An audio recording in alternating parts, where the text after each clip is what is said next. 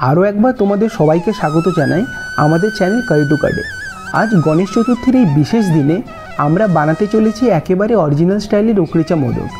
মহারাষ্ট্রের ঘরে ঘরে এই পদ গণেশ পুজোর সময় বানানো হয়। গণপতি বাপ্পার নাকি বা প্রিয়তম মিষ্টান্ন হচ্ছে মোদক, তাই তাকে অর্ঘ্য দেওয়ার সময় মোদক বিশেষভাবে রাখা হয়। এখন তোমাদের প্রশ্ন আসতে পারে, কেন একে বলা হচ্ছে উকড়িচা মোদক? মারাঠি ভাষায় উকড় মানে হলো ভাপানো চালের আটা বা সিদ্ধ চালের মণ্ড, আর যেহেতু এই মোদকের বাইরের খোলটা সেই ভাপানো চালের আটা দিয়েই তৈরি, তাই এর নাম হলো উকড়িচা মোদক। চলো তাহলে বানানো যাক। প্রথমেই আমরা দেখে নিই কী কী ইনগ্রিডিয়েন্টস লাগছে এই উকড়িচা মোদক বানানোর জন্য। একেবারে মহারাষ্ট্রিয়ান স্টাইলে উকড়িচা মোদক বানানোর জন্য আমাদের লাগছে চালের গুঁড়ো, কোরানো নারকেল, গুড়, ঘি, কার্ডামাম পাউডার, কাঠবাদাম আর পেস্তা বাদাম কুচি, জাফরান আর 1 চিমটে লবণ। প্রথমে আমরা কোরানো নারকেল আর গুড়কে একটা পাত্রে ভালো করে মিশিয়ে নেব।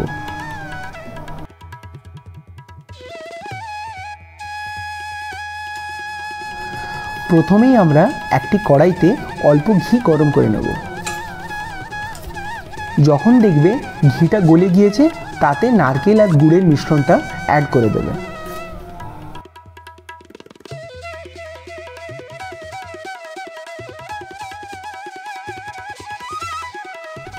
আমাদের গ্যাসের আঁচটা একটু কমিয়ে নিয়ে এই নারকেল আর গুড়ের মিশ্রণটাকে নাড়তে থাকতে হবে যতক্ষণ না একটা হালকা বাদামি রং চলে আসছে। আর যখন দেখবে রংটা চলে এসেছে, তখন এতে একটু এলাচ গুঁড়ো অ্যাড করে দেবে। দেখবে এই এলাচ গুঁড়োটা সুন্দর একটা স্বাদ নিয়ে এসছে এই মিশ্রণে।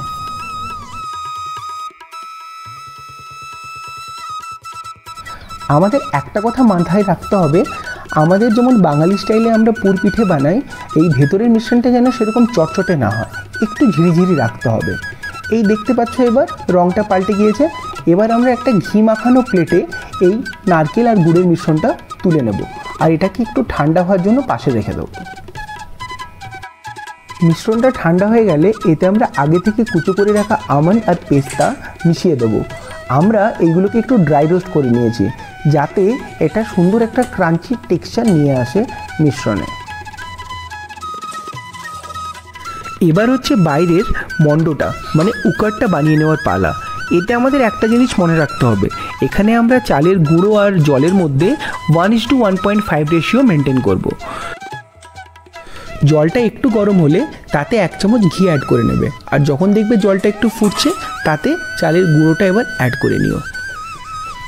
কিছুক্ষণ পরে ভালোভাবে জলের সাথে চালের গুঁড়োটা মাখিয়ে নিও। এতে আমরা 1 থেকে 2 চিমটে নুন অ্যাড করে দেবো।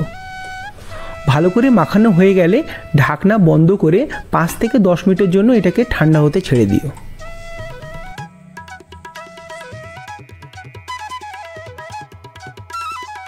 মিশ্রণটা একটু ঠান্ডা হয়ে গেলে ওটাকে একটা প্লেটে তুলে নিতে হবে।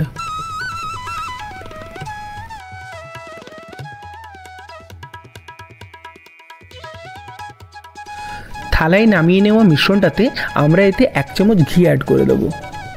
মিশ্রণটা যদি একটু হাতে গরম লাগে, তোমরা একটা ছোট বাটি নিতে পারো, সেটা দিয়ে ভালোভাবে কিন্তু মিশ্রণটাকে ঠেসে ঠেসে মাখতে হবে।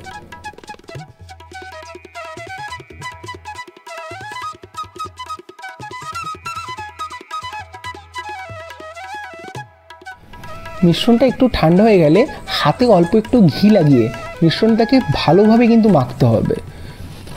যখন দেখবে মিশ্রণটাতে একটা মসৃণ টেক্সচার চলে এসছে আর থাল থেকে সুন্দরভাবে উঠে যাচ্ছে, তখন বুঝবে তোমাদের মণ্ড কিন্তু তৈরি। চলো এবার মোদক বানানো যাক। আজকে আমরা মোদক বানানোর জন্য মোল্ড ব্যবহার করছি। পরে কোনো একটা ভিডিওতে তোমাদেরকে একদম অরিজিনাল হাতে বানিয়ে দেখাবো। তো প্রথমে মোল্ডের ভেতরটাতে একটু ঘি দিয়ে ভালো করে চারপাশটা লাগিয়ে নিও। তারপরে মণ্ড থেকে একটু আটার মিশ্রণ নিয়ে মোদকের মোল্ডের মধ্যে দিয়ে দিও। তারপরে আমাদের একটা আঙুল দিয়ে অল্প একটু মাঝখানে জায়গা করে নিতে হবে পুরটা দেওয়ার জন্য। তারপরে আমরা নারকেল আর গুড়ের মিশ্রণটা অল্প ওই মোদকের মোল্ডের ভেতরে দিয়ে দেবো, আর এক্সট্রা যে সাইডে আটাটা বেরিয়ে এসছে ওইটা দিয়ে পেছনটা সুন্দর করে বন্ধ করে দেবো।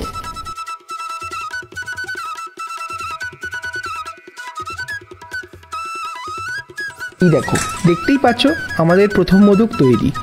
এইভাবে আমরা বাকি মোদকগুলো তৈরি করে নেব। চলো তোমাদেরকে একটা গল্প শোনাই।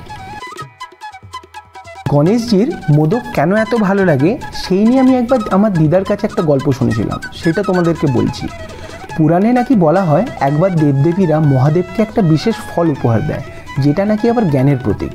মহাদেব সেটি তার দুই পুত্র গণেশ আর কার্তিকের মধ্যে একজনকে দেবেন ঠিক করেন, কিন্তু তার জন্য তিনি শর্ত রাখেন বিশ্বকে 3 বার পরিক্রমণ করে যে প্রথমে ফিরবে তাকেই দেওয়া হবে সেইটা। কার্তিক ছুটে যান পৃথিবী প্রদক্ষিণ করতে, আর গণেশ ঠান্ডা মাথায় তার বাবা মা মানে শিব ও পার্বতীর চারিদিকে 3 বার প্রদক্ষিণ করেন, কারণ তার কাছে তার বাবা মাই হচ্ছে বিশ্ব। এই বুদ্ধিদীপ্ত উত্তরে গণেশকে বিজয়ী ঘোষণা করা হয়। সেই থেকেই হচ্ছে তিনি বিদ্যা আর বুদ্ধির দেবতা। আর সেই আনন্দে দেবদেবীরা তাকে উপহার দেন সেই মোদক, যেটি হচ্ছে নাকি জ্ঞান আর মিষ্টতার প্রতীক। তাই আমরা ভক্তরা প্রত্যেক গণেশ পুজোয় ভগবান গণেশকে 21টা মোদকের ভোগ দিই, যাতে তিনি আমাদের ওপর তার কৃপা দৃষ্টি বজায় রাখেন।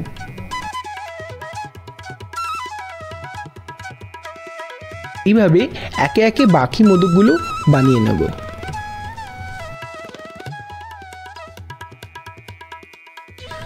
তোমরা চাইলে মোদকের ওপর 1টা থেকে 2টো কেশর অ্যাড করে দিতে পারো।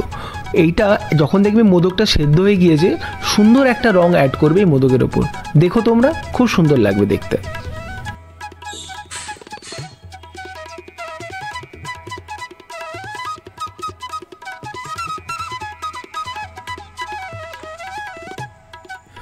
তোমরা দেখতেই পাচ্ছ আমাদের মোদকের কিন্তু প্রিপারেশন প্রায় তৈরি হয়ে এসছে। এবার আমরা এগুলোকে স্টিম করতে দেব। চলো প্রথমে আমরা একটা স্টিমার নিয়ে নিই, তাতে জল একটু গরম করে নিই। মোদকগুলো স্টিমারের মধ্যে দেওয়ার আগে আমরা একটা কলা পাতা কেটে স্টিমারের মধ্যে রেখে দিয়েছি। এই কলা পাতাটার কিন্তু 2টো কাজ। এটা প্রথমত মোদকের মধ্যে সুন্দর একটা টেস্ট নিয়ে আসবে, আর না এইটা নিচে স্টিমারের সঙ্গে চিটিয়ে যাবে না।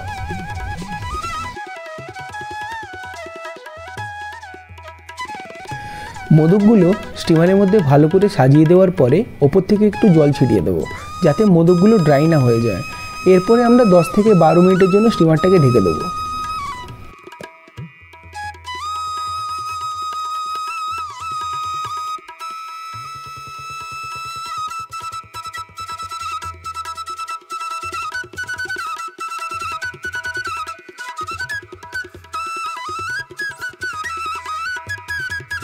দশ থেকে 12 মিনিট পর স্টিমারের ঢাকনাটা খুলে একবার দেখে নিও। যখন দেখবে মোদকের বাইরের কভারটার সুন্দর একটা স্বচ্ছ গ্লসি আর ওই কেশরটার রং চলে এসেছে, তখন বুঝবে মোদক প্রায় তৈরি হয়ে এসছে।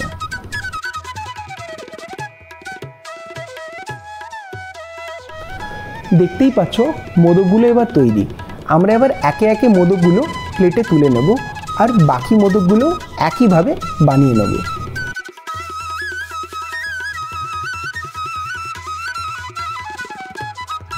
যদি তোমরা উকড়িচা মোদকের আসল ফ্লেভারটা পেতে চাও, তাহলে এই গরম গরম মোদকের ওপর 2 থেকে 3 ফোঁটা ঘি অ্যাড করে দিও।